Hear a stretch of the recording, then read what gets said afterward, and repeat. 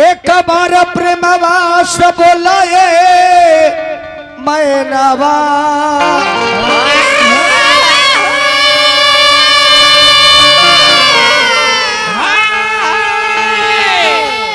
देवता समान श्रोता समाज की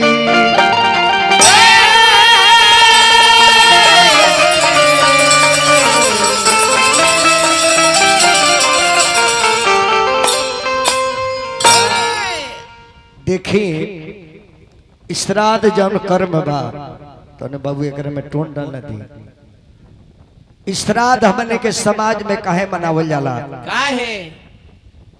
भगवान राम हमने के ई मानस के माध्यम से बतौले बानी कि दुनिया में जे भी पुत्र आइल बा एक दिन अपना पिता के खो जाई। भगवान राम के पिता रहनी महाराज दशरथ जी। और तने में टोन दिए बक्सवे के बढ़ा के नारायण के पिता रहनी, भगवान के पिता जेकरा मर्जी से एगो पत्ता डोलता ओ नारायण के पिता महाराज दशरथ जी प्राण के त्याग देनी और राम जी बचौनी ना। जेकरा 4 गो बेटा आ 2 गो बेटा गइल बड़े मामा की यहाँ आ 2 गो बेटा चल गइल बड़े जंगल में और पिता के लाश दरवाजा पर पड़ल बा, 1 गो बेटा घरे नहीं खन। हेलो हेलो बढ़ाइबा हो ओकरा के बढ़ाओ। हेलो हेलो उठावा। का भगवान चाहती तो अपना पिता के मृत्यु के ना रोक देती? भगवान वो काल के भी रोक देती। भगवान बतौले बानी दुनिया में 6 गो काम के अपने हाथ में ना ली। कवन कवन? ऐसा राजा दशरथ जी 6 बार राम राम कही के प्राण के त्याग दिले। राम राम कही राम कही राम राम कही राम। 6 बार राम राम कहले कि दुनिया में 6 गो चीज के अपना मुट्ठी में ना रखी। जन्म मरण जस अपजस हानि अलाभ। हम अपना बाबूजी के ना बचौनी तो दुनिया में केहू अपना पिता के ना बचाई। राजा दशरथ जी के मरे के कारण का रहे? जाना बड़ा राजा दशरथ जी शब्द वेदी बाण चलाउत रहे। उनका बाण में उस शक्ति रहे, उनका ज्ञान में इतना शक्ति रहे कि शब्द के आवाज सुन के राजा दशरथ जी बाण के चला देश त जाके वो शब्द के बाण लाग जाओ। आ ऊ राजा दशरथ जवानी में शिकार खेले जंगल में चलले। अजाना बेरा शिकार खेले चलले बाबूजी। वही समय में श्रवण कुमार अपना माई बाप के बहंगी पर लेके और देश दुनिया के भ्रमण कराउत बड़े, चारों धाम के घुमा रहल बड़े।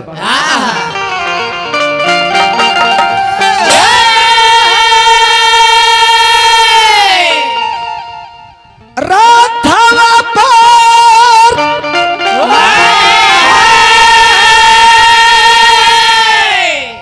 अरे होई के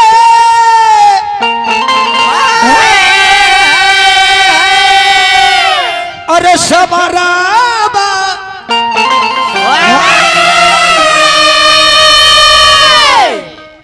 त खेलने शिकारवा गइले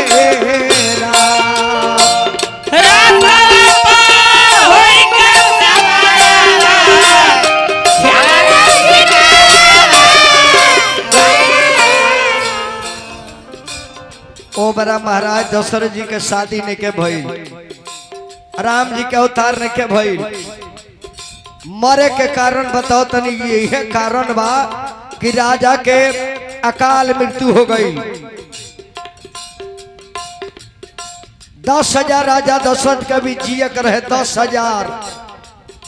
10,000 वर्ष जियक रहे और तब वो राम के बाप के अकाल मृत्यु हो गई। ऐसे कि जौन करे तरुआ आगे मिलबे करी। कर्जा एजा ना तो वही भरपाया करे के पड़ी। बाबू मनोज कुमार सिंह जी हमारे घर के धरोहर है और सतीश कुमार जी के भाई है, मित्र है, प्रेमी है। एक राम है तो एक लक्ष्मण है और सतीश हमारे जोगिंदर भाई के सुपुत्र हैं। राधवा मोर होई के सवारवा खेलने शिकारावा गइले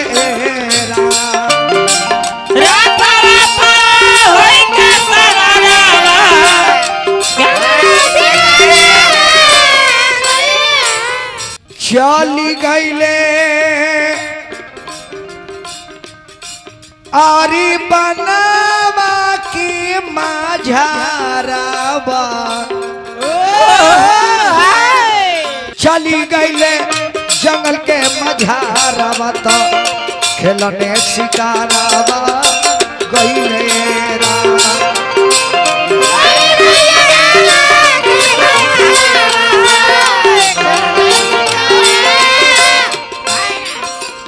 अयोध्या के जंगल में महाराज, अयोध्या के जंगल में महाराज दशरथ जी पहुंचल मानी घनघोर जंगल में कि शब्दवेदी बान बान में चलाए। कोनो जानवर यदि पानी पीने सरोवर के किनारे आई, वो जानवर के आवाज सुने तो बान मार दे, जानवर के मृत्यु हो जाए। वही समय में श्रवण कुमार अपना माई बाप के तीर्थ यात्रा में लेके भ्रमण करावता रहे। करावते करावते जब अयोध्या में पहुंचले बहंगी लेके, तो कर माई बाप आन्हर रहे, लौकत ना रहे।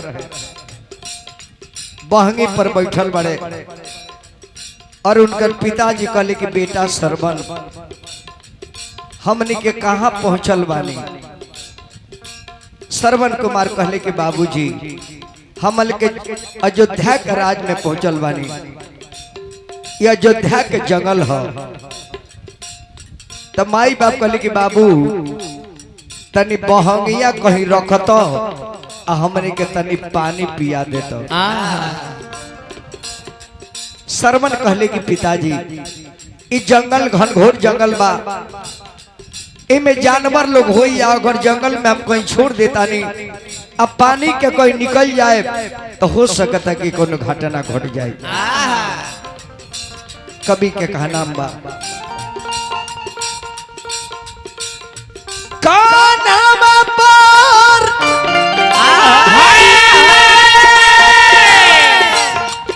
अरे लइके के मारवा तो जंगल के मझारावा ओइले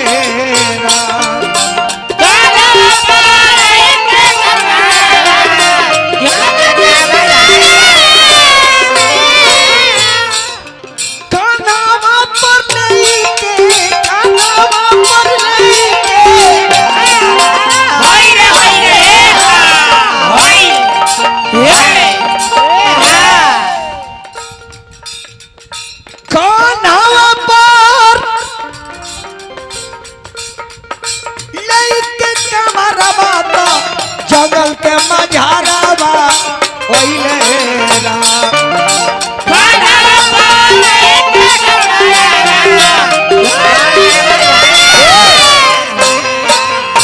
अरे धनबा विधि के विधानवा,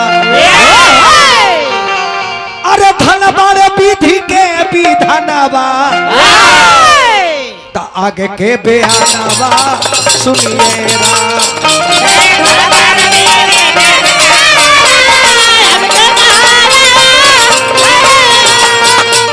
धनबाड़ विधि के विधानवा, तो आगे के बयानवा सुनिए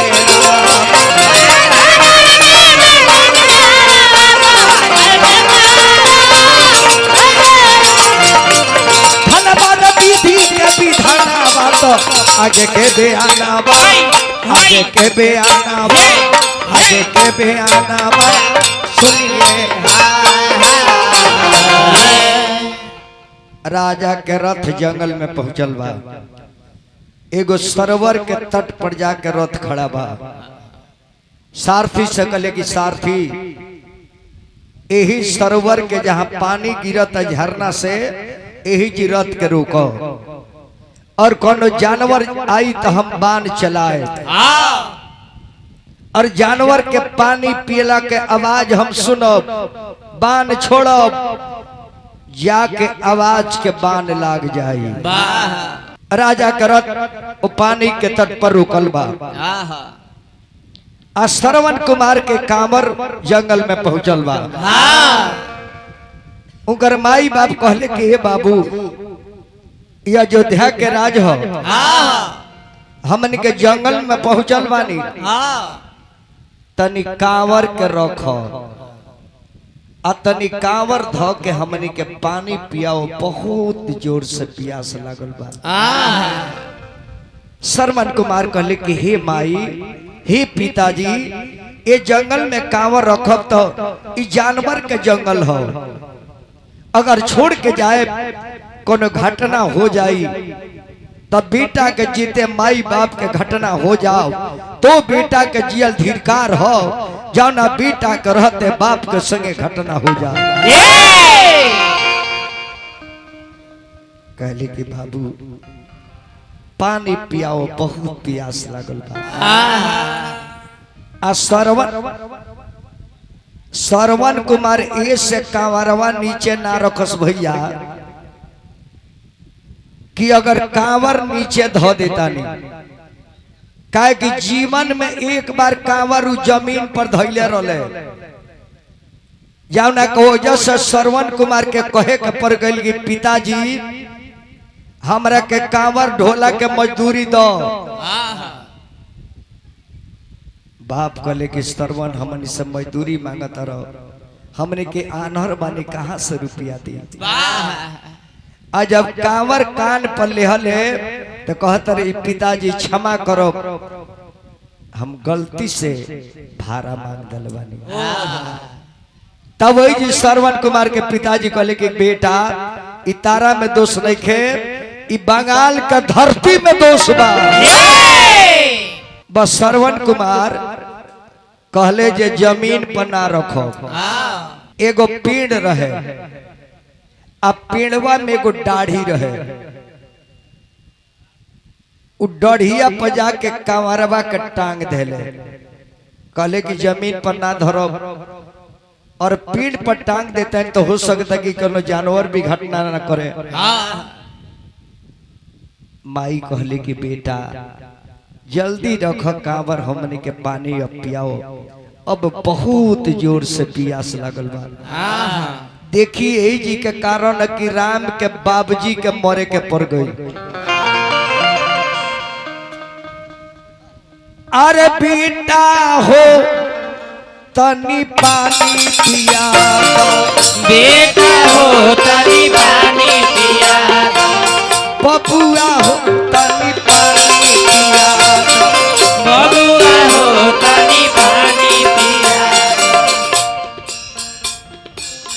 बड़ी जोरा से लगली पियासिया, बड़ी जोरा से लगली पियासिया, बड़ी जोरा से लगली पियासिया, बड़ी जोरा से लगली पियासिया, पानी लिया के हम प्यास बुझा दो, बेटा हो तनी पानी पिया दो, बेटा हो तनी बेटा हो तनी पानी पिया दो, बेटा हो तनी पानी पिया दो। श्रवण कुमार कहले कि ठीक बा बाबूजी, ठीक बा माई, तू लोग कांवर में बैठा रहो, हम पानी के तलाश में चलो तानी, जंगल हो ऐसे पानी का जाने कहाँ मिली, लेकिन जा तानी प्रयास करो तानी। कमंडल उठवले श्रवण कुमार,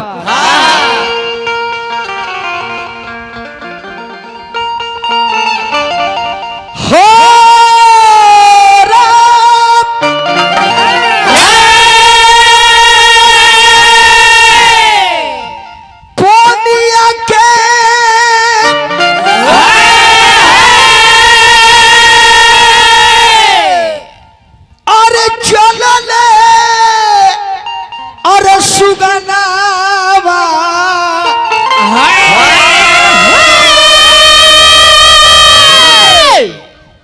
पानी के चलल बड़े आहा पोनिया के अरे चलल सुगनावा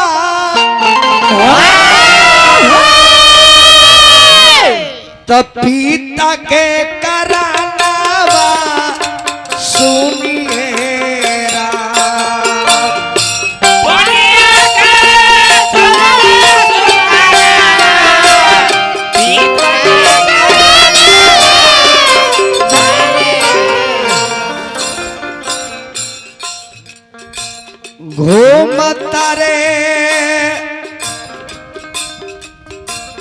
घूमता रे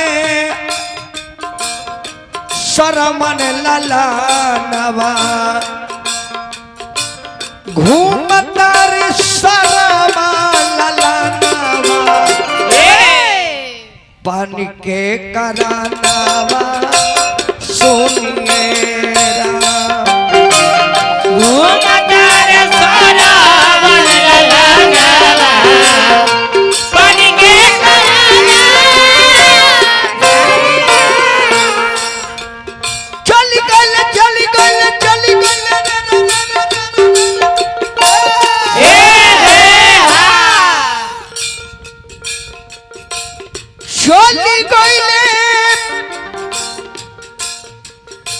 झरना के समानवा पानी के करानावा सुनिए रा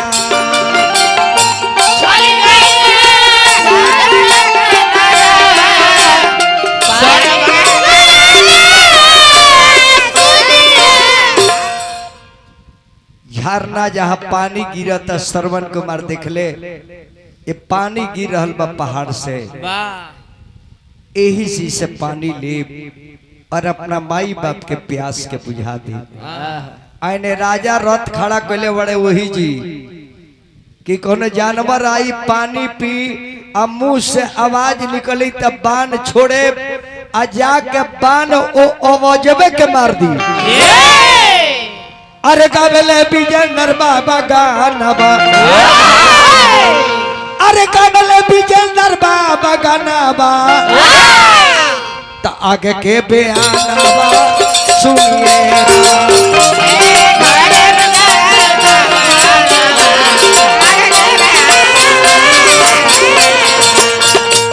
गावेले विजेंद्र बाबा गानवा तो आगे के बयानवा सुनिए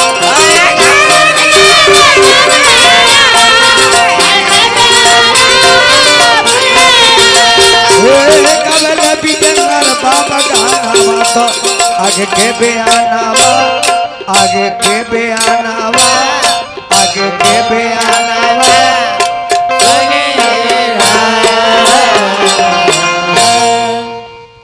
दशरथ जी टाही लगौले बड़े जानवर के और श्रवण कुमार ले जाके कमंडल उज्जल में डुबा रहल बड़े और जे भी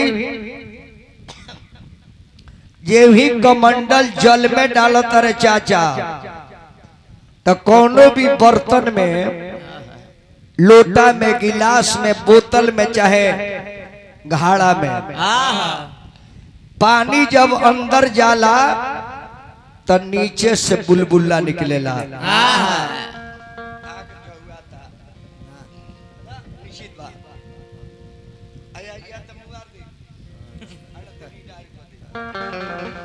जेव जी जंगल हरकेश बाबा डुबावत है पानी में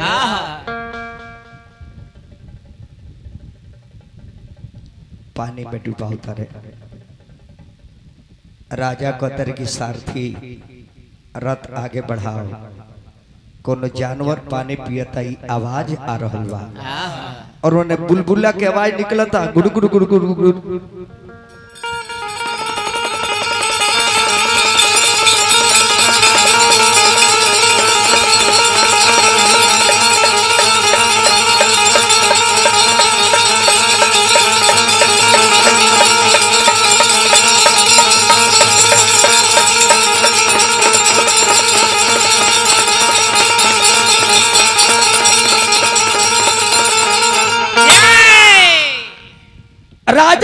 बाण छोड़ा ले तो बाण श्रवण कुमार के जाके सीना में लग जाता है। काहे कि बुलबुल्ला के आवाज श्रवण कुमार के सीना के तरफ बा। काहे कि राजा दशरथ जी शब्द विधि बाण चलाओ तो शब्द के मारो तेजी शंका बा कि सीना में केगा लागल। ऐसी की घाड़ा डुबोले बड़े पानी ऊपर फेंकता सीना के समान पानी के गाज जा रहल बा बुलबुला जा रहल बा ऐसे बुलबुला के मन तो जाके सीना में लागल तजारे लागी गइले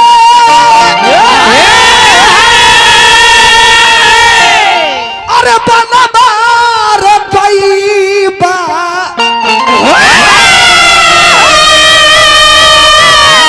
अरे सरमनी करे बादाना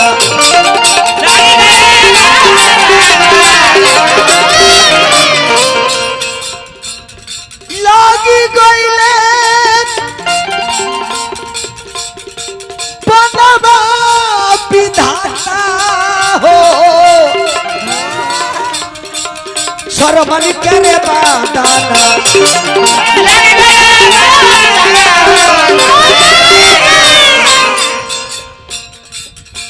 अरे धरती पर गिरने लाला लाबा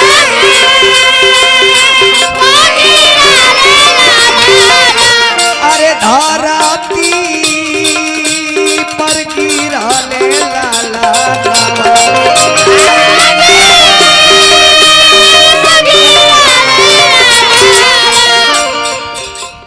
लागी गइले अरे बनवा विधाता हो सरमन करे बादाना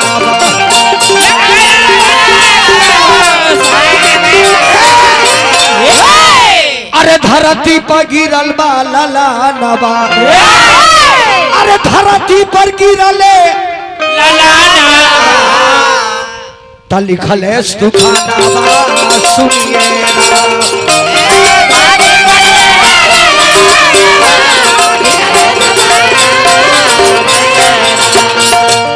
धरती पर गिरले लाला नबा लिखल है सुखाना जाना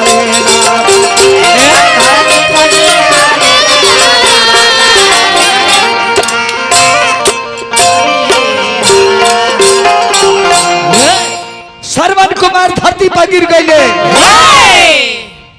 राजा दशरथ जाना तर की जानवर के बाण मरले बानी श्रवण कुमार के सीना में बाण लागल बा और बाण के पीड़ा से लड़का छटपटाई के जमीन पर गिर गई हाय राम कही के लड़का जंगल में तड़पड़ाता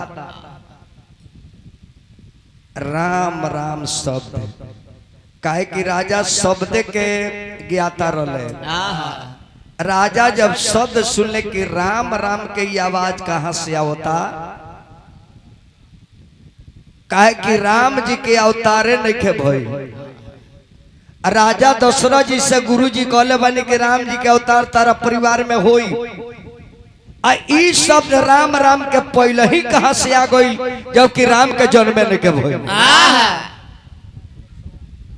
राम राम जब शरण कीन्हा तब दशरथ मानव को चिन्हा जब राम राम सुनले तो राजा राथवा पर से उतर के गईले आ जाके देखत रहते को नौजवान तड़पता छटपटाता सीना में बाण लागल बा राजा कहले कि अरे ये हमरा से बाप ये हम बाण कहाँ मार देनी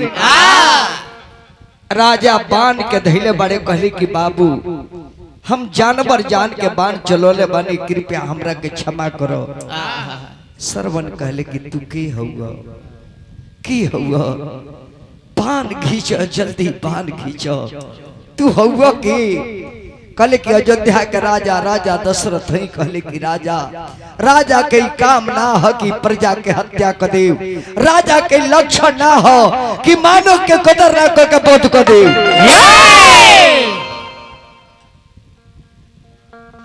राजा आखिर काहे हमरा के बान मरल हम तब पानी खाती आई रनिहा और हमार माई बाप पानी खाती जंगल में तड़पता और पानी लेबे अनिया तो हमरा के तू काहे मरल हो। राजा कहतर कि बाबू हमरा से गलती से जानवर जान के बान छूट गइल बा हम क्षमा मांगतनी कहत तहार पीरा के हरली। सरमन कहले कि जा ये चंडाल राजा बढ़ाई दो कावाना करनवा ये राजा मारी दिहला बानावा यारे मारी दिहला बानावा हो तड़पेला सारावा कुमारन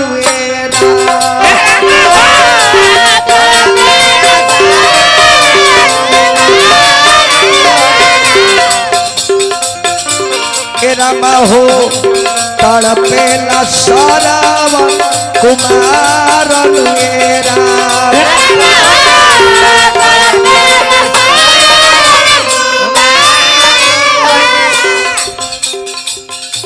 माई के कारण माया राजा होई नी जगालावा में होई नी जगालावा में तड़पेला माई बाप हमारन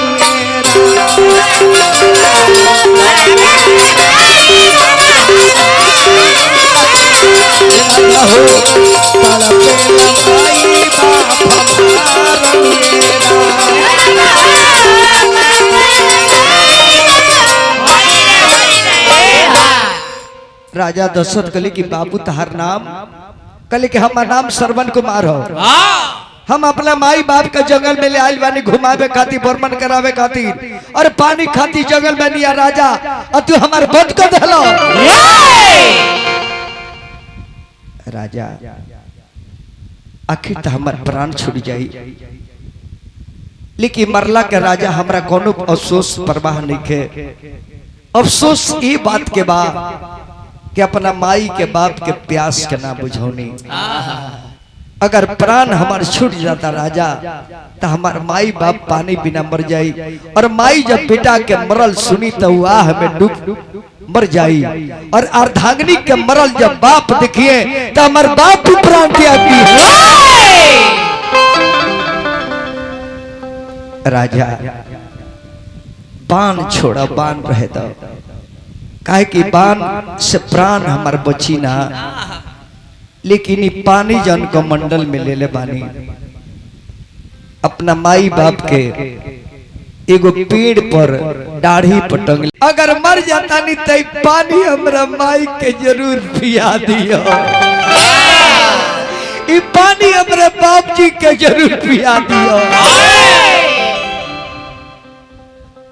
राजा जी मेरे मरने के बाद मर जाए तो राजा जरूरी पानी हमारा माई के पिया दिया। राजा जी मेरे मरने के बाद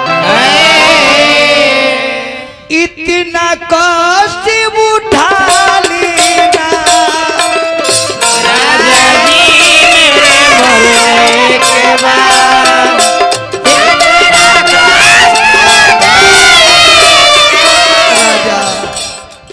बाण मत खींचा राजा काहे के पहुंचब ना राजा हम मर जाए।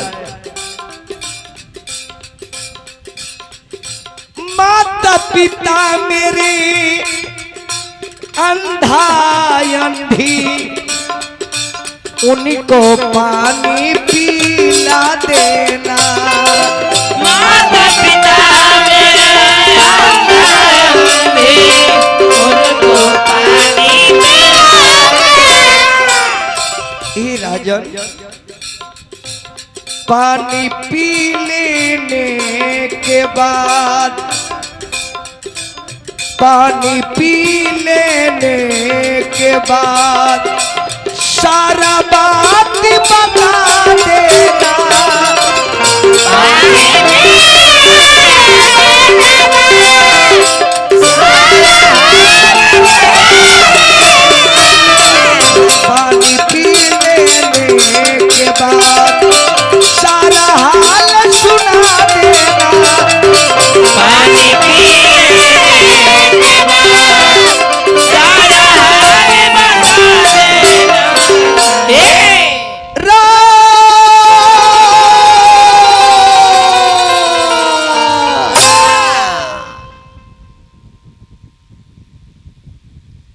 श्रवण कुमार की मृत्यु हो गई। पंखा जब माइक में खींचता है तो नौरे का घुमा लो, माइकवा में खींचता है, माइकवा घुमा लो, हवा लगे तो माइकवा घुमा लो। वाह। श्रवण कुमार की मृत्यु हो गई। राजा के हत्यारी लागल बा कि हम एगो नौजवान के एगो केहू के संतान के हत्या कर देनी, ई पाप के भागी हम बन गए। ई कौना जन्म में पाप के भरपाया करब, काहे कि केहू के लड़का के बद कइल दूसरा के लड़का के बद करब और संगे होई, दूसरा के भला करब रोडो भला होई, दूसरा के बनाए राउर बनी, दूसरा के बिगाड़े राउर बिगाड़ी। अब राजा के हत्यारी लागल बना, आगे जाता रहे ना पीछे जाता रहे। सोचा तारे कि लड़कवा कह के गइला कि मर जाए ते पनिया हमारा माई बाप के पिया दी हो।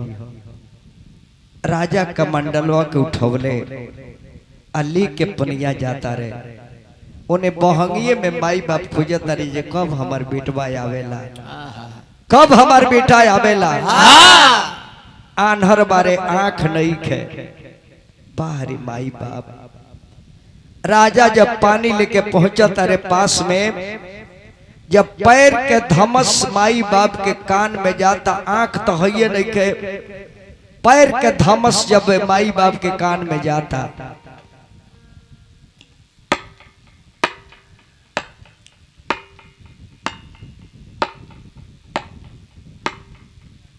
के हा के हा श्रवण कुमार बेटा, श्रवण तू हमने से खिसियाल बड़का का पानी का हमने के कोई दिन ऐसा तारा एक दुख बात बेटा बोलत कहे ने का बेटा, तू तो हमने के बे बोलले पहले ही बोलल चालू कर देलो, लेकिन आज कहे बेटा रुस गइल बड़ो। अब राजा कांपत अरे डरे ने कन बताओ कि हम तारा बेटा का हत्या के ले बानी। श्रवण कुमार के माई बाप कहले जे की हजे नहीं के बोलत, कि हमने के लगे की आ रहल बा, हमने के दोनों प्राणी श्राप दे, वही जी ठहर जा ठहर जा। राजा कहले कि हे मुनिवर, हम अयोध्यापति नरेश, हमार नाम महाराज दशरथ जी है। माई बाप बोले कि दशरथ जी अयोध्या के राजा, तो तू हमनी के लगे काहे आइल बड़ा, हमार लड़का कहाँ बा। कहले कि हे मुनिवर, इहे तो माफी मांगे आइल बानी।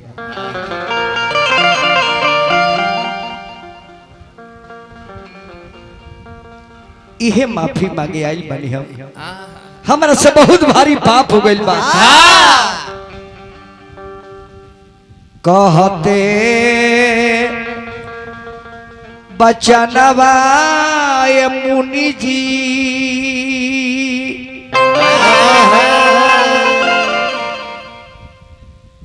पागल भइले रे ए मानवा।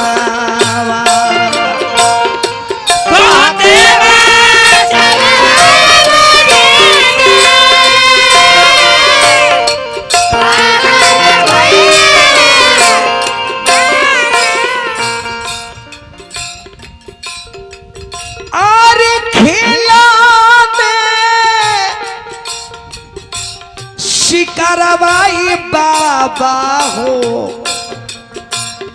आइल रहनी हो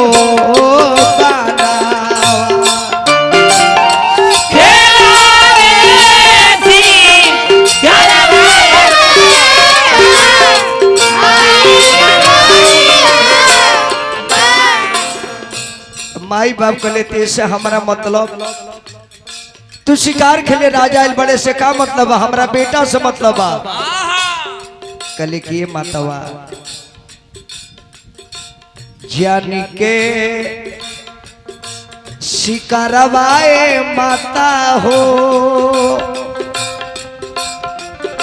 अरे जानी के शिकारवाए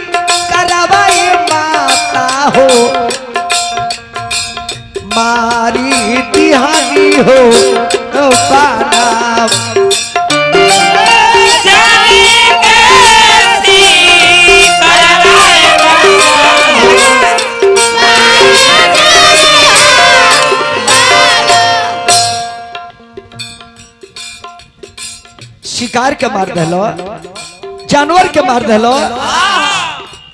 कहले कि नाम मुनि जी तोहरे लाला नवाई मुनि जी,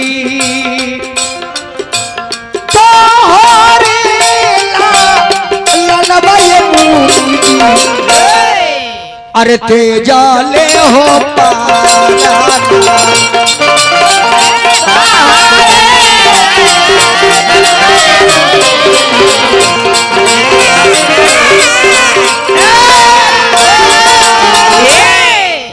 राजा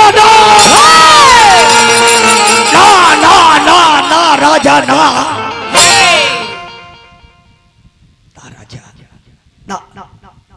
हमर बेटा के तू ना मरबो, हमरे बेटा के तू ना मरबो। कल की मतबा हमरा से गलती हो गई बा। कल की चंडाल पापी बेटा के मार के दिया के कोहतर की तरह बेटा के मार देनी। सरवन कुमार बेटा सरवन बेटा सरवन बेटा सरवन। माई मर गई, बेटा के मृत्यु माई से बर्दाश्त हुई। और जब माई मर जाती है तड़प के, तो अपना जीवन साथी के देख के बाबूजी भी तड़प के मर गई। हमार औरत भी मर गई, बेटा मर गई, औरत मर गई, तो हम केकरा सहारे जिए, केकरा सहारे जिए। लेकिन जब प्राण छूटे लागल श्रवण कुमार के बाबूजी के, तो कहले कि जाए चंडाल राजा, अयोध्या के कलंक बाड़ा तू। प्राण तो हम छोड़े जाता नहीं बेटा के आग में, अपना पत्नी के आग में, लेकिन तरह का श्राप देता नहीं राजन। एक दिन बेटा के आग में तू प्राण तड़प तड़प के छोड़ देगा। इहे श्राप राजा दशरथ के ऊपर नाचे लागल। जब राजा दशरथ जी के बेटा वन में चल गए, और वन में जब सुमंत जी छोड़ के अइले, राजा सुमंत जी से कहले कि सुमंत जी 14 दिन में हमरा बाबू राम के तू जंगल घुमा के लेके आ जाइयो, काहे कि राम बिना हम प्राण के तेज देहो। बढ़ जा साधु बाबा।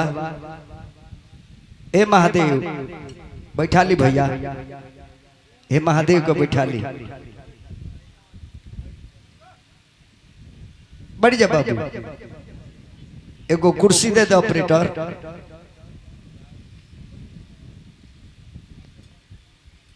यह कारण है कि राजा दशरथ की मृत्यु हो गई। सुमंत जी रथ लेके गए राम जी के छोड़े जंगल में। राजा दशरथ जी कहले कि 14 दिन में राम का जंगल घुमा के तू सुमंत हमरा लगे ले आ दिया, ना तो राम बिना हम प्राण के रख न पाए। और सुमंत जी शाम के अयोध्या में पहुंचल बड़े रथ लेके।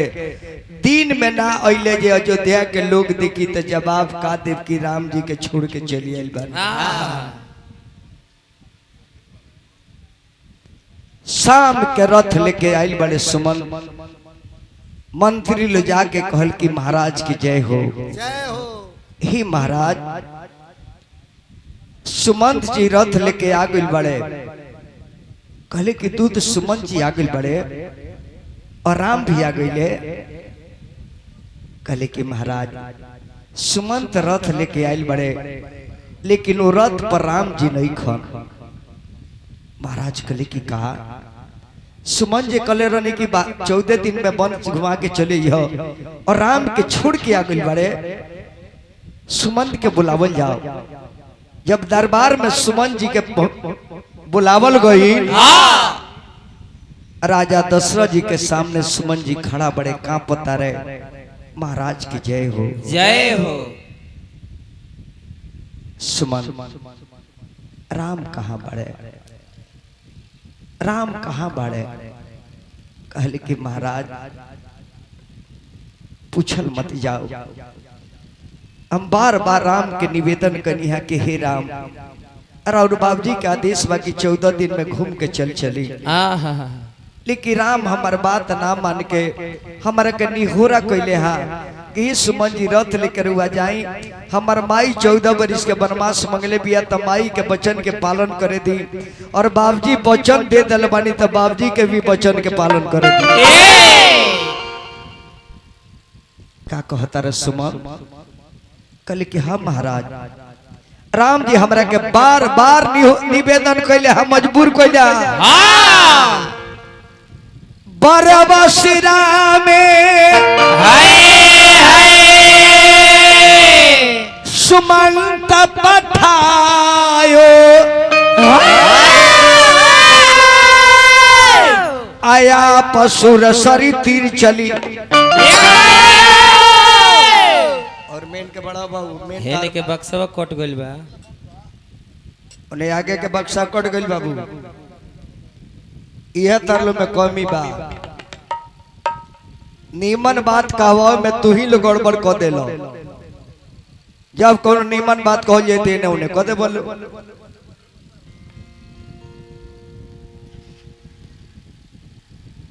कहले कि हे महाराज, बरबस राम सुमंत पठायु बरियारी हमरा के भेजा देनी हा। आई अपने सुरसरी के घाट के तरफ चल गई हा।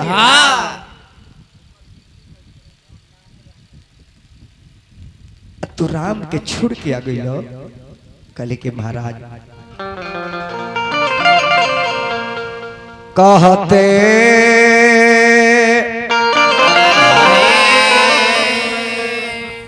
अरे बचनवा हो राजा जी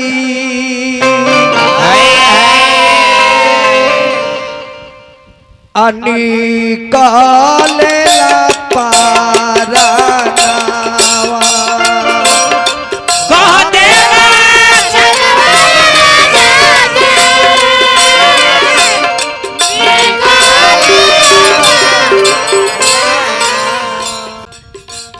कहते बचन माए राजा जी निकाले ला पारा कहते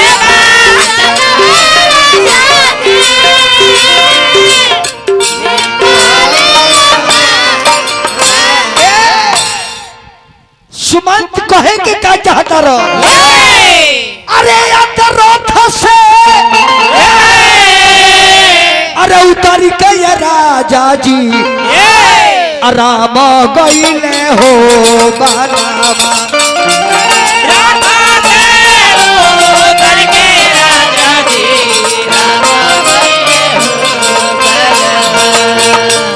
रथ से उतर के ये राजा जी राम गईले हो बनावा।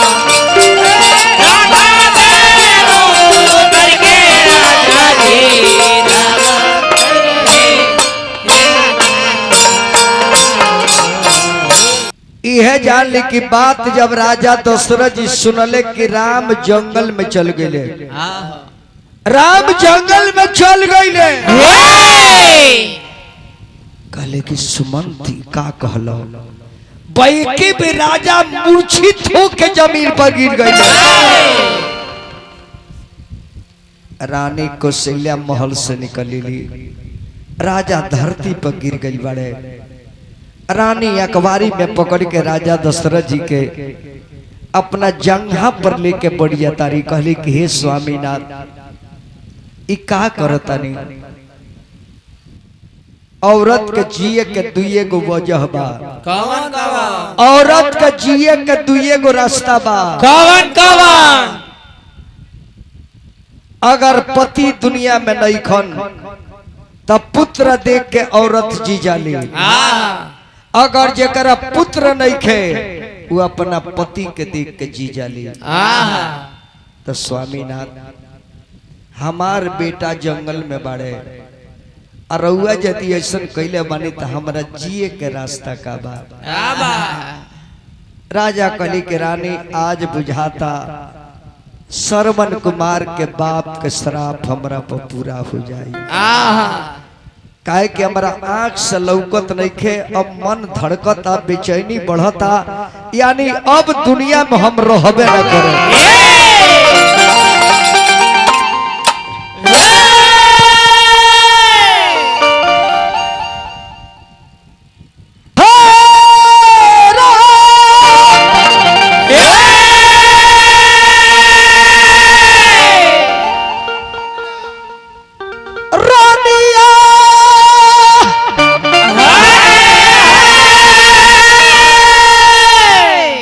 कुशल्या आंख बन हो के चाहता, कुशल्या आंख बन हो के चाहता।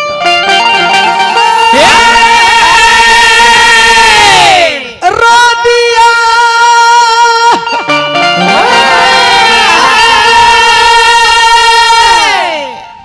अरे बुदाइल जाता,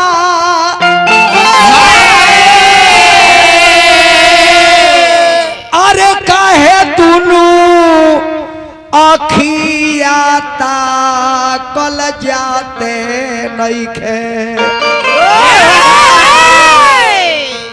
अरे नजरी पर अरे नचता सुरतिया ता कल जाते नहीं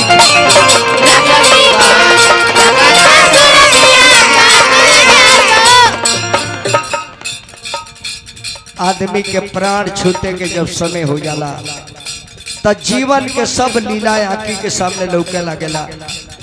का कोई नहीं केकरा संगे बनौनी, केकर बिगड़नी, केकर उजर।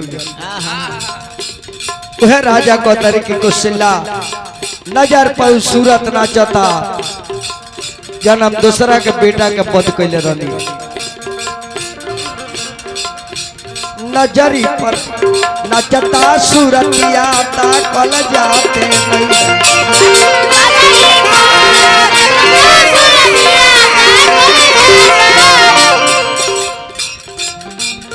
राही राही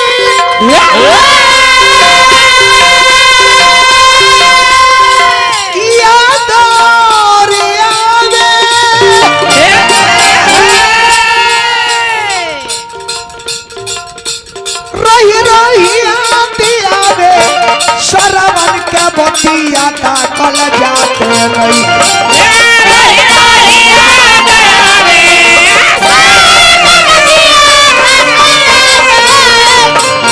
रही रही आवे, शरवन के बतिया ता कल जाते नहीं।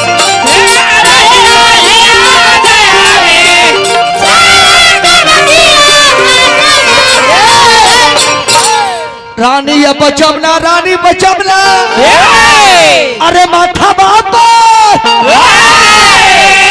अरे नचमाऊ अकिया ता कल जाते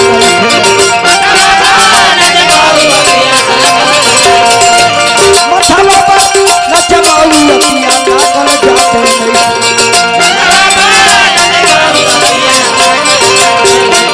माथा बाप, नचमाऊ अकिया ता कल जाते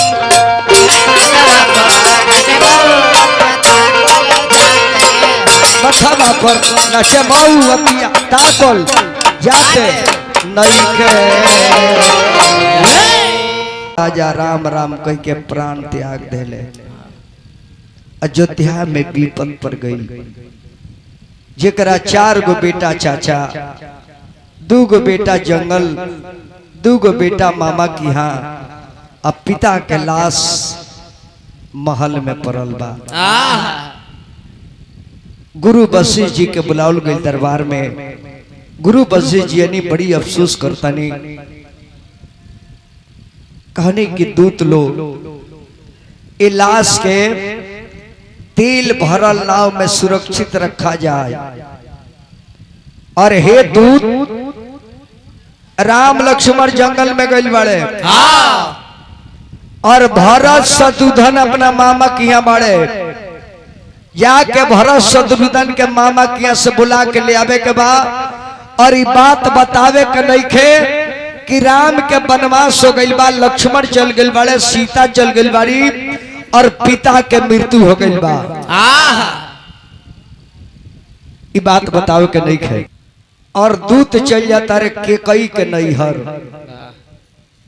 उन्हें भरत सपना देखो तारे कि हमारा घरे कुछ हो गइल बा। काहे कि बीत ऐसा नियम अब प्रकृति के बाप के लाश तीर भरा नाई में पड़ल बा महल में और दूध पहुंचल बड़े इ नियम बा। अपना परिवार में कोनो घटना हो जाला तो चाहे बेटा पतो प्रदेश में बा, बेटी अपना ससुराल में बिया, लेकिन ओकरा व्याप जाई कि हमरा नैहर में कुछ भइल बा। पुत्र के व्याप जाई कि हमरा परिवार में कुछ भइल बा। या तो खाना में माछी गिर जाई आना तो खाना खात में हूल आवे लगी। इ विधाता को सलीक बाकी वो ब्लड से इतना रिश्ता जो बड़े कि ब्लड के कनेक्शन लगोले बड़े कि वो परिवार का जे भी सदस्य बा सब करा व्याप जाला। भरत सपना देखले बड़े सुबह में शत्रुघ्न से कहते रहे कि बाबू अपना घरवा कुछ हो गइल बा का। काहे कि रात सपना बहुत गड़बड़ देखले बानी। तो शत्रुघ्न जी कहते रहे कि भैया हमहू बड़ी खराब देखले बानी। कहली कि बाबू हमार मन घबराता आ तब तक ले दूत पहुंच जाता रहे। अब औरी बेचैनी बढ़ गई कि आखिर हमन के मामा की आइल बनी तो दूत काहे आइल बड़े कर मतलब हमारा घरे कुछ हो गइल बा। दूत कहले कि शत्रुघ्न जी भरत जी गुरुदेव के आदेश पर वह सब अयोध्या में चली। बार बार दोनों भाई कहले कि दूत घर के समाचार ठीक तबा, हमने के पिताजी अच्छा बानी, हमने के तीनों माई अच्छा बालो नु। अभी करा मुंह से बकार निकला था। कहते रहे कि हाँ महाराज गुरु जी का आदेश पर वह सब घरे चली। अरे दूत बताओ ताकि कारण का बा जे तू आइल बड़ो, आखिर मन के मामा की आइल बनी तो दूत भेजे के कारण का बा, यानी विशेष कोनो बात हुई। कहले कि ना गुरु जी के आदेश बा। जब रास्तवा में दोनों भाई चल रहे तो कहीं सियार रोडवा काटता, कहीं बिलार काटतिया, माथा पकाग बोलता, तरह तरह के असगुन होता। भरत के औरी बेचैनी बढ़ता। कहते रहे कि भाई दूत बताओ हमरा घरे कुछ भइलू के तो। काहे कि सियार रास्ता काटता, बिलार काटतिया, काग बोलता और हमार दिल बहुत घबराता।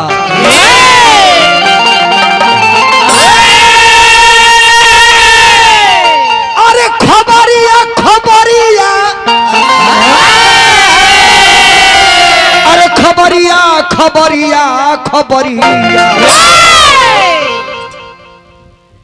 अरे दूत कही देता घरवा के खबरिया,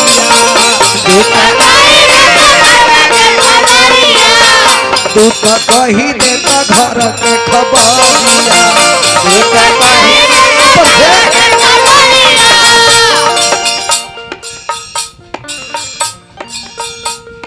मन घबराता, मन घबराता दूत, मन घबराता हमरा कुछ न बुझाता, मन घबराता हमरा कुछ न बुझाता, मन घबराता हमरा कुछ न बुझाता, मन घबराता हमरा कुछ न बुझाता।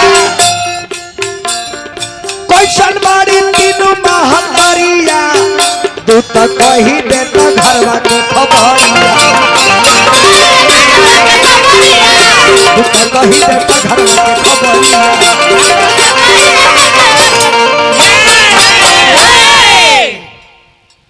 अयोध्या में अन्हार भइल बा। अब जब ये अयोध्या में पहुंचता लोग तो जैसे मास्टर साहब के घरे ही भइल हुई, आज ये भी बेटा प्रदेश में बा इंजीनियर साहब जैसे कहीं हो कब, बेटी अपना ससुरा बिया, दामाद अपना घरे बाड़े, पतो भी पति के संगे बाड़ी। आ जब ये सब आइल हुई सुन के त गांव नगर के जे भी देखो तो सबे मुड़ी गाड़ देला। काहे कि जे भी परदेसी प्रदेश से वाला तक बतावेला ना कि मास्टर साहब अब नहीं खे। वो यही से बुझा जाए जे जब उतरल जाई ना, मानी कि गोपालगंज उतरनी परशुरामपुर में आ गई, केहू गांव के चाचा काका मिलल, चाचा प्रणाम, तो मुंह के रौनक बता दीजिए हमरा कि यहाँ कुछ भइल बा। अब जे ही देखेला से मुड़िया कर दिला, ठीक बड़न बाबू अबे अवतार अच्छा दोसर के कहले जे हो इनकरा पता ना रलो, बतावला के काम नहीं खे, जब अब घरे जा। वैसे ही जब भरत शत्रुघ्न अयोध्या के गेट पर अइले, गेट के रौनक उदास, अयोध्या उदास, अयोध्या के लोग उदास, सारा हाट बाट नर नारी टोला महला केहू के मुंह पर रौनक नइखे। काहे को राज के राजा के मृत्यु भइल बा, ओ राज के राजा के मृत्यु भइल बा।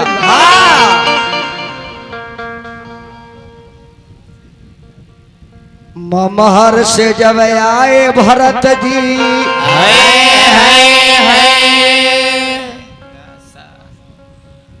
दासा कहलो न जाला,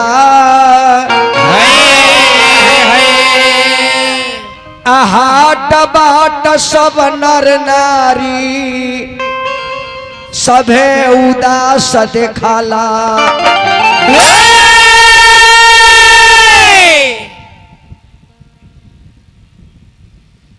गीत बजा के भाई भरत जी,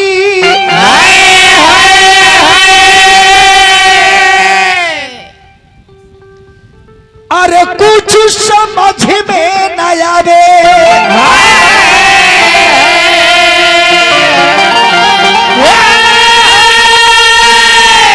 अरे अपना मन के हल्का बताई, दुख के करा से जाके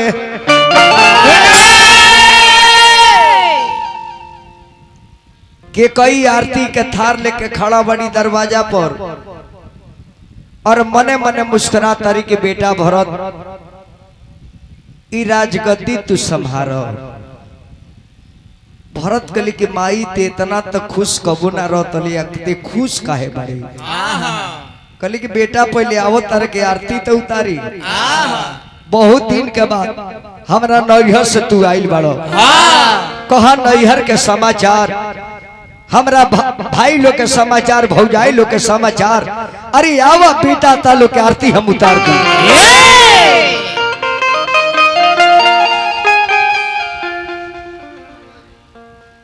अरे के कोई महतारी फुर्ती,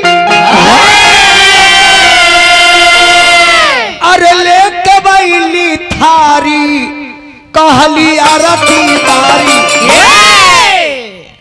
देखी माई के चलते बेटा जंगल में, महतारी के चलते बाप के मृत्यु, देखी कितना लम्हर कांड को ले बिया। आरती लेके खड़ा होके कहती बेटा भरत आई राज में तहार स्वागत बा, और राजगद्दी संहारो। कले कि माई राजगद्दी संहारे के बाद ते काहे कले हा, जेकर बड़ भाई राम अयोध्या में, जेकर पिता अयोध्यापति नरेश, और अपना पिता के रहते और अपना बड़ भाई के रहते, ते हमरा के राजगद्दी पर बैठे के काहे कहता रे? कहले कि बेटा बताओ तनी के कई महतारी फुर्ती, अरे लेके बैली थारी, अरे कहली आरती बारी। अब भरत भरत आव भरतारती उतारी कहली आरती बारी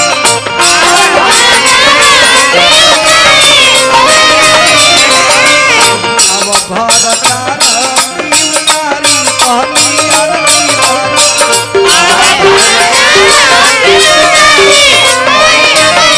अरे हमारा आरती आके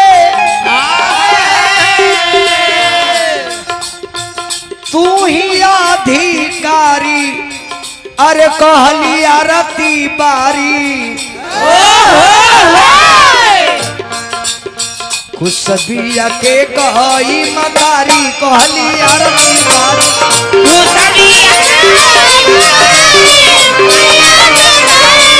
आव बेटा आरती उतारी कहली आरती बारी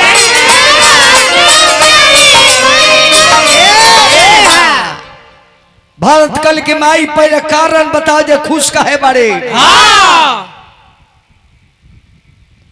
और इ मकान काहे उदास लौकता दुगोला जंक्शन और गुप्ता जी रंगीला दुगोला जंक्शन दुगोला तिवारी म्यूजिक लाइव और बुढ़ापा में भी यहाँ का रात भर सुतत बानी ना देखी कितना दूर दूर से चैनल वाला लोग और आज मास्टर साहब के फोटो इनाम डेट गांव पूरा विश्व के कोना में बरले चल गई बा यूट्यूब और यूट्यूबर लोग के माध्यम से हिंदुस्तान ना अन्य कंट्री में भी मास्टर साहब के नाम जा रहा बा। मार साहब कहानी परशुरामपुर के नाम रह गई मार साहब के नाम विश्व में विख्यात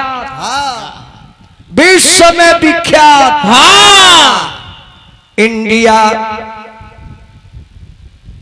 रूस जापान ऑस्ट्रेलिया सिंगापुर दुबई कतर बहरीन सऊदी कोनो ऐसा देश नहीं के जहाँ मार साहब के फोटो आ परशुरामपुर के गांव गोइल नहीं है आई सारा लोगवा के फोटो हुआ चल गई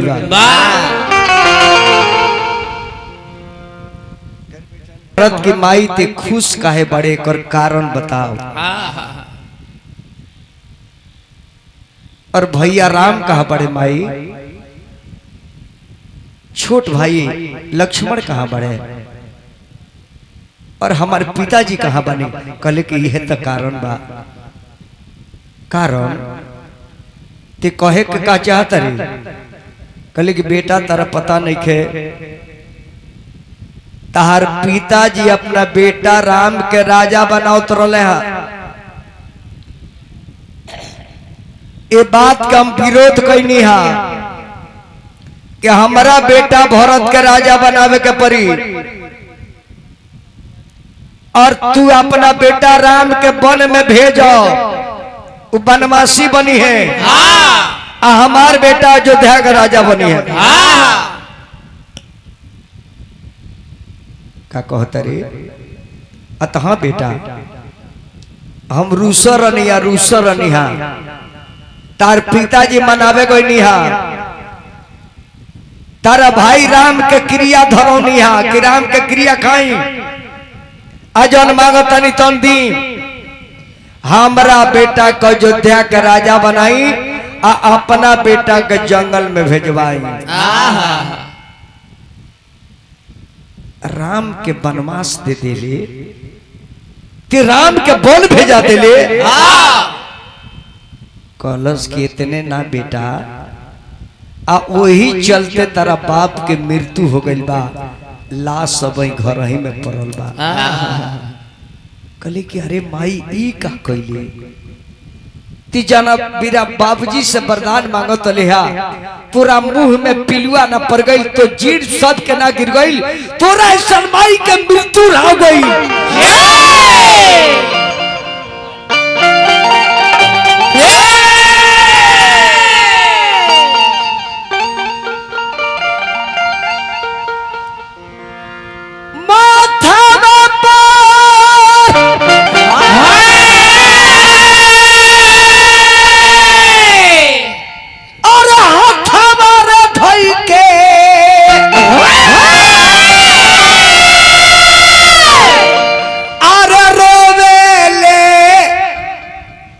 भरत जी मायरे ई का कइले अरे भाई देहाले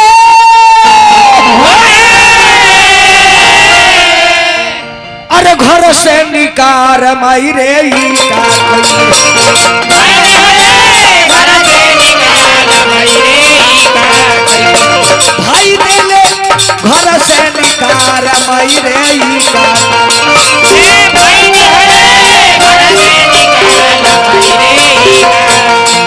माई रे चंडाली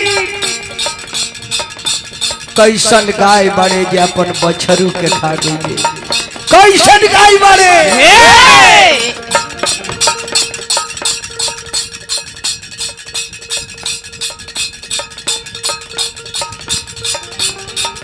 भइले न पीरमा मुँह में पर नाही कीरावा माई रे ई का कोई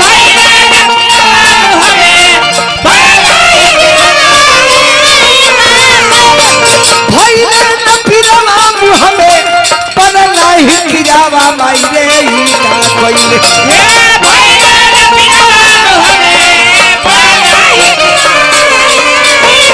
घर सनी काली बेले हीरावा माई रे ई का कइले घर सनी काली बेले हीरावा माई रे ई का कइले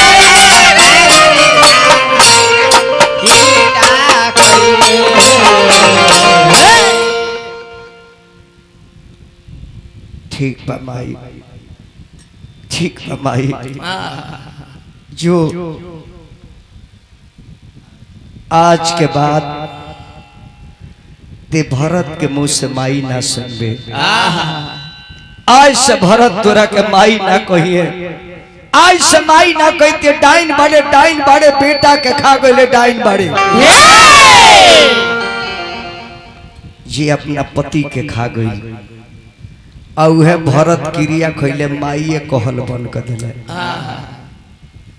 अब मैंने गुरु वशिष्ठ जी आके भरत के उठाओ तनी भरत उठा भरत कहले कि गुरुजी रउआ चलते ऐसा केंगा हो गई कहले कि भरत में हमार का दोष बा भाभी प्रबल जन होनी बातन हो के रही एक दिन वो काल के गाल में सबकरा चल जाए बा भरत हम का करी कहले कि गुरुजी तब का कइल जाओ अत तारा पिताजी के लाश हुन्नाई में देखो तेल में रखल बा अब वो के अंतिम संस्कार करो भरत जेकर 4 गो बेटा तार 2 भाई जंगल में बड़े आ तू 2 भाई रोही में हैरान बड़ो है क्रिया के करी अब भरत रुआ तारे अब पिताजी के अंतिम यात्रा के तैयार करता रहे आरे बनावे लगले भरत सुंदर विमानवा बनावे लगले भरत सुंदर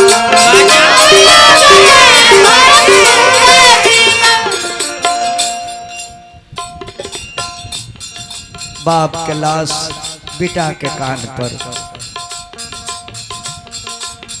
जना मेरा बाप के लाश बेटा के कान पर चढ़ेला ओ बेटा से पूछी जे दिल पर का गुजरेला जैसे हमार पिता नहीं की दुनिया में हम अनुभव करतानी हमारा संगे जेगा भइल बंगा दुनिया में सबके संगे होला कन्हा पर लेले बड़े और लिख के चल रहल बड़े बनावे लगले भरत सुंदर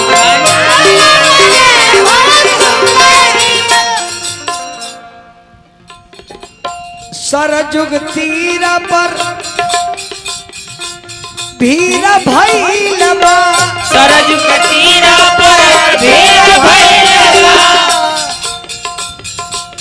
सरजुग तीरा पर भीरा भैलबा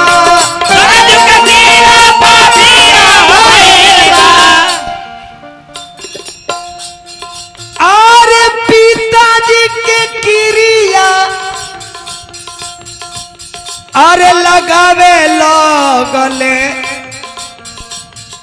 भरत सुंदर विमानवा बनावे लगले भरत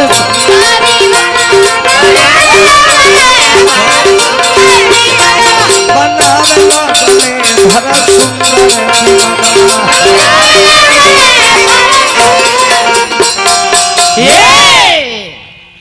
सरजू के तट पर भीड़ लागल बा जेकरा 4 बेटा 2 बेटा घरे ना रहले बाप के मृत्यु हो गई 2 बेटा जंगल 2 बेटा मामा की यहाँ और बाप के प्राण तड़प के छूट गई तो बताई जौना राम के बाप के संगे ई हो सकता तो का हमने के संगे नहीं हो सकता काहे ना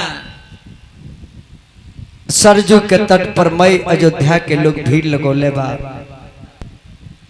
सभे के कई के दोष देता कि जाए के कई अगर राजा से सब वचन ना मंगले रहतु तो आज ई दिन देखे के ना पड़ी ना मिली हाँ। राजा के लाश सरजू के तट पर दाह संस्कार हो रहा बा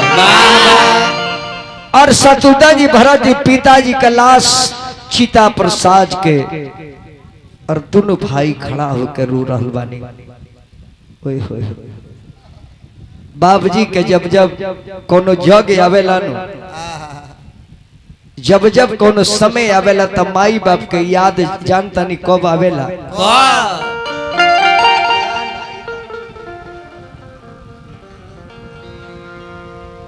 अरे भूखिया लगाला का पर अरे माई मानामा परी जाले भूख लागेला तो माई याद पड़ेले कि माई जती रही तो गरम गरम रोटी बनाई कि भूखिया लगाला का पर अरे माई मानामा परी जाले अरे पियसिया लगल का पर अरे याद परे ना प्यास लगल तो औरत याद पड़े जे कहीं सैला पर एक गिलास पानी लेके आवत रहे जे प्यास लगल पीली अरे पियसिया लगल का पर अरे याद परी जालिना अरे परला विपतिया तो अरे बहिनिया मनावा परी जाले विपत पड़ेला तो बहिन याद पड़ेले कि आज यदि एगो बहिन रही तो जाके कहती जे बहिना हमरा किया पानी आइल बा बाढ़ आइल बा सब दह गइल बा थोड़े अनाज दो ताकि हमनी के बाल बच्चा के खियाई अरे परला विपतिया तो बहिनिया यादवा पर जाले अरे इज्जत गोइन का पर अरे याद पर लखानदा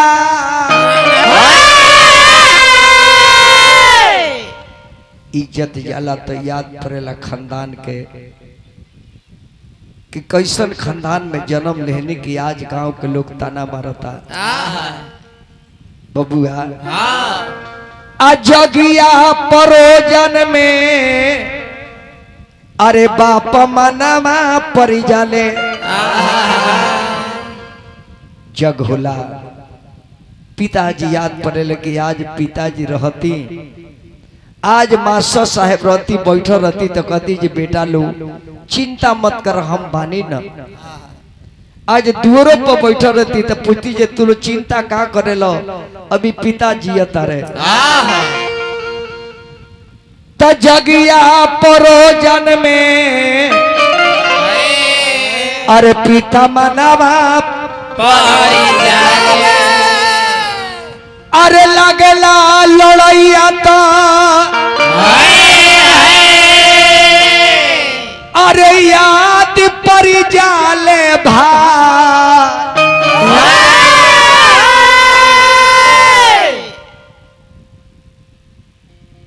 कहीं झगड़ा होला तब भाई के याद आवेला कि आज हम हो दो चार भाई रहती तब फलाना के घर के लोग आके हमारे के मरले नानू रही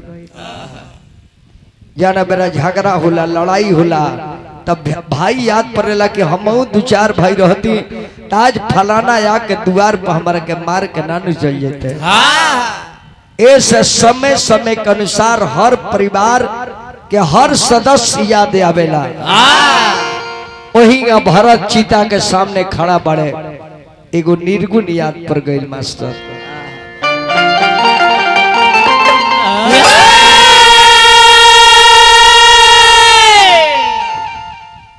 तरजू के तट पर पिताजी के चिता में आग लागल बा और भरत जी छाती पीट पीट के रुआत रहे कि आज हमरा माई के दुनिया के लोग का कही जाना माई के चलते भरत के कितना लोग दोषी बनाई दुनिया कही कि भरत के वजह से सब भइल हमार माई भरत के कलंक लगौले बिया दुनिया के लोग कही कि भरत के वजह से राम जी वन में गईले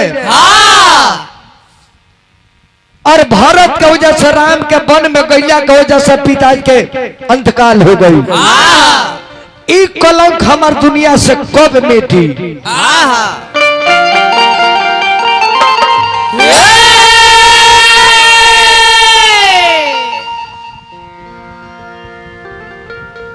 एक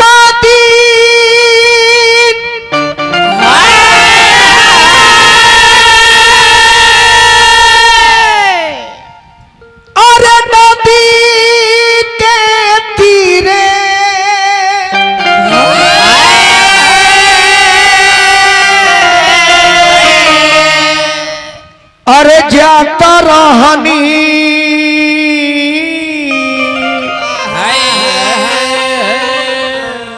धीरे रे धीरे पूछी मास्टर साहब के लड़का लोग से पूछी ये जब मार साहब के देह में आग लागल हुई तब बेटा के दिल पर का गुजरत हुई।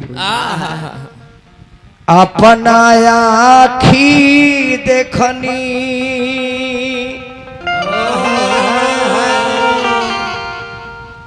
पिता के शरीरिया अगिया में जर लाएरा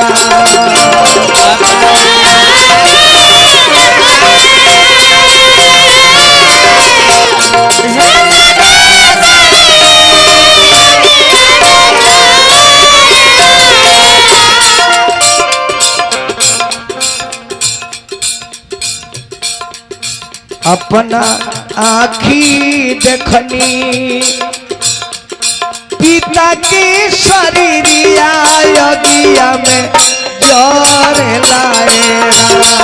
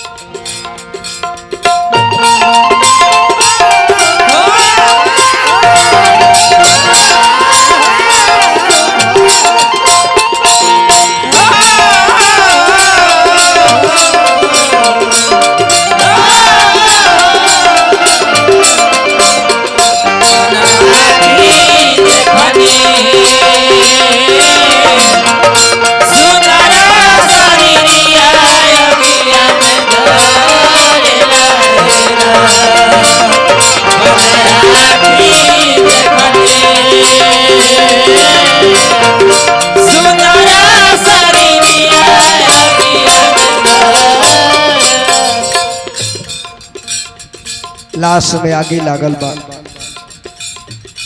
माननीय ठेकेदार साहब हजारों हजार के स्नेह बार बार मार साहब के प्रणाम करो।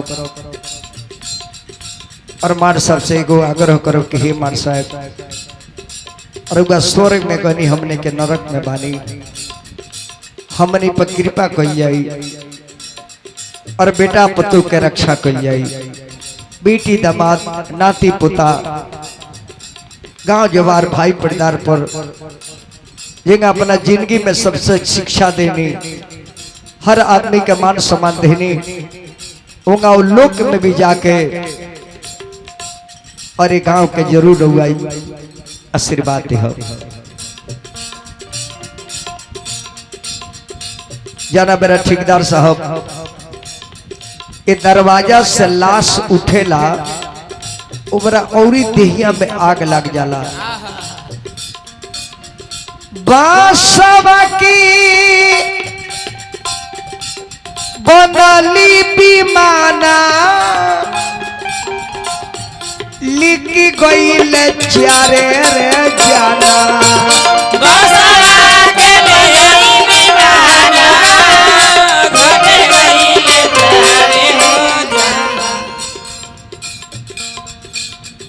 बासवा के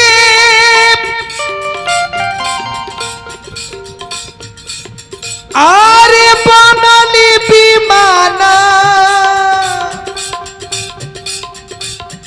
घाट चलल चारे रे जाना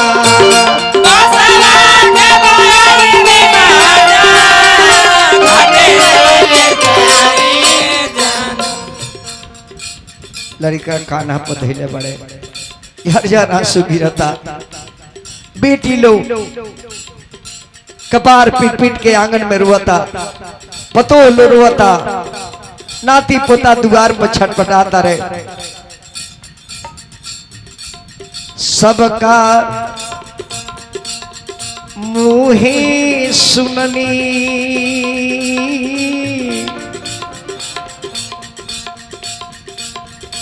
सबका मुहे सुननी राम नाम सत्या सब है कर लाए राम सबका मुहे सुननी राम नाम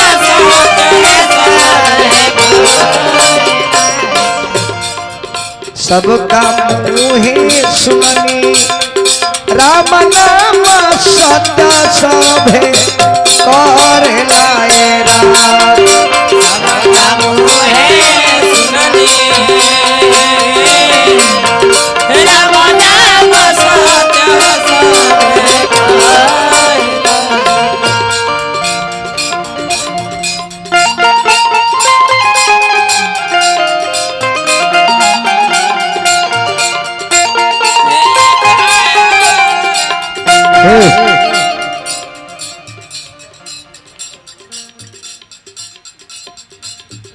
संदीप बाबू मास्टर साहब के सुपुत्र बानी 100 रुपया दिलवानी प्रणाम करता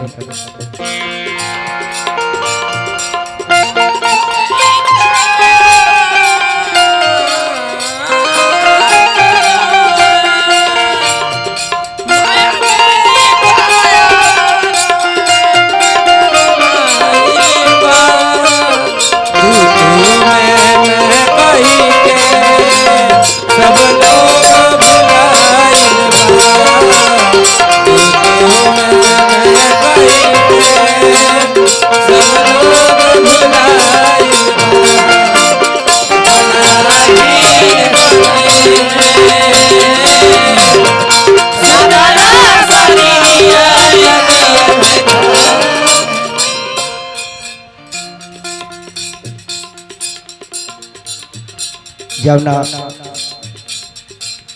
बेटा खातिर मास्टर साहब नौकरी करनी पेंशन उठौनी बेटा लोग के टेंशन अपना माथा पर लेके सबके पढ़ौनी लिखौनी इंजीनियर बनौनी ठेकेदार बनौनी सबके पद पर आसीन करनी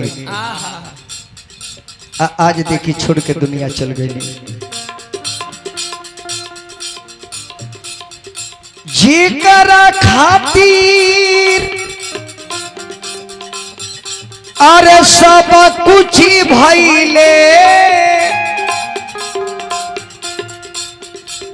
उहे मुँह पर गिरे धैले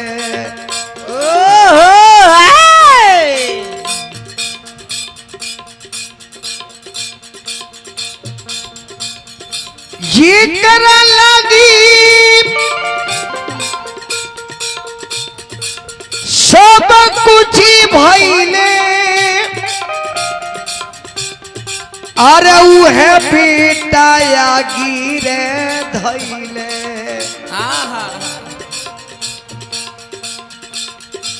पुत्र लोग के आँखी देखनी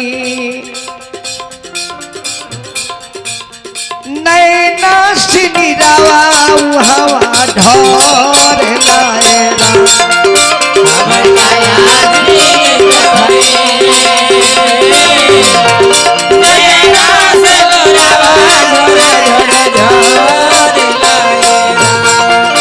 अपना आँखी देखनी नैना सिनिरावा झरा झरा ढोर लाएरा अपना आँखी देखनी नैना सिनिरावा झरा झरा ढोर लाएरा। ऐसे निवेदन करो ये कर पिता ये धरती पर बानी वो अपना पिता के भरपूर सेवा कले सेवा कले सेवा कले ना एक दिन निराशा लागे हाथ एक दिन दिन आ जाई कहता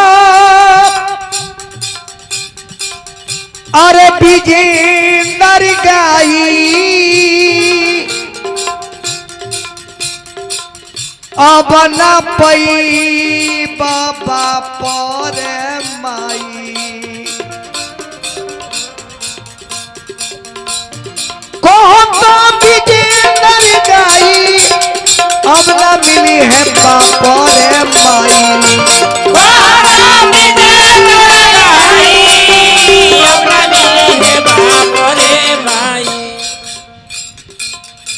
लड़का लो अपना अपना ड्यूटी पर जात हुई बाबू जा लो ड्यूटी करो लो खूब निरोग रहिए लो कमा लो अपना अपना परिवार के देखे के बाद गांव समाज के इज्जत करे के बाद हमारा नाम के डूबे नहीं खे देवे के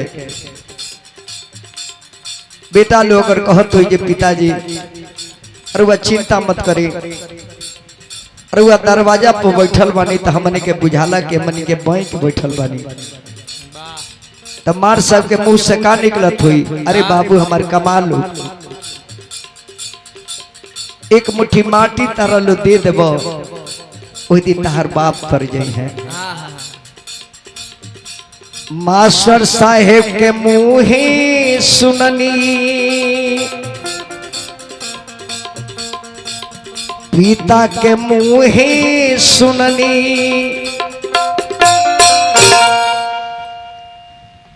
अरे पिता के मुँह सुननी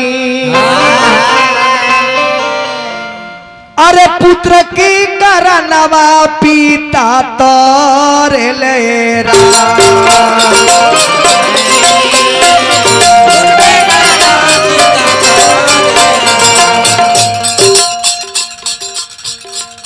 भगवान अपना शरण में ले ले के जनमी आरती हाले अरे के मारे लरटा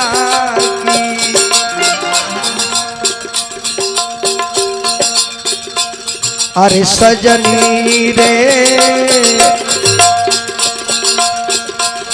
अरे सजनी रे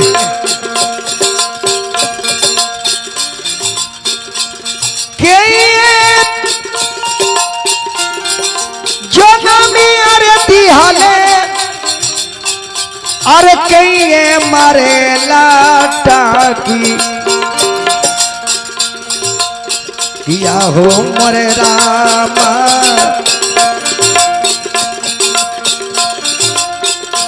कौन भैया या बिली बो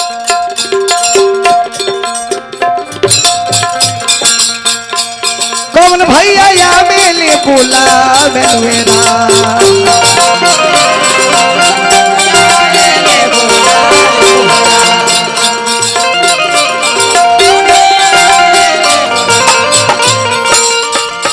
चल गए पीता पीता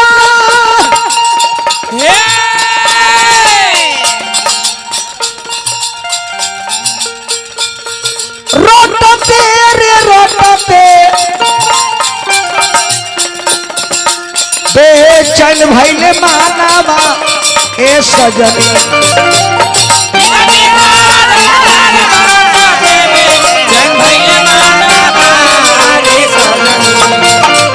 पिता हमार भैनी सपानावा पिता हमार भैनी सपानावा तो बरसे नैनावा ए सजनी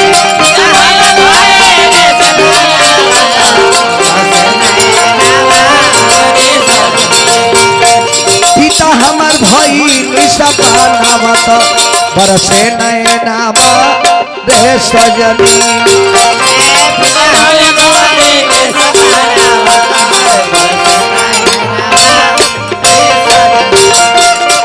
पिता हमार भई सपानावा तो बरसे नैनावा रे सजनी